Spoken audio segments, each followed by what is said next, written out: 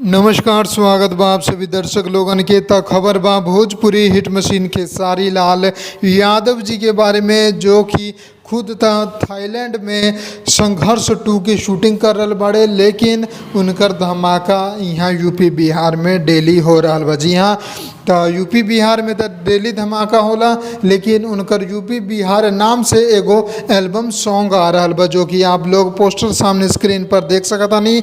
Superstar Khesari Lal Yadav ji के साथे साथे ई गाना के प्रियंका सिंह जी गौले बाड़ी, प्रियांशु सिंह म्यूजिक दिले बड़े, पवन पांडे लिखले बड़े, मेघा शाह खेसारी जी के साथ आप लोगन के वीडियो में नजर आई हैं।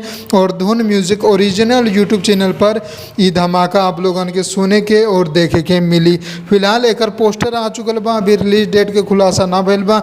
जैसे ही रिलीज डेट हमें पता चला था, ये वीडियो के कमेंट में डाल देम, और एक टीजर चाहे वीडियो कब आई सारा अपडेट आप लोगन के देते रहम। बस आप लोग चैनल के सब्सक्राइब करके बेल आइकन दबोले रही। मिलम अगला वीडियो में, तब तक खातिर जय हिंद, जय भोजपुरी, प्रणाम। लाल बटन के दबा के अपने के चैनल के सब्सक्राइब कर ली और सभी खबर सबसे पहले देखे खातिर एक घंटे के बटन के भी दबा दी, ताकि जितना भी खबर डालम आप सबसे पहले फ्री में देख लें।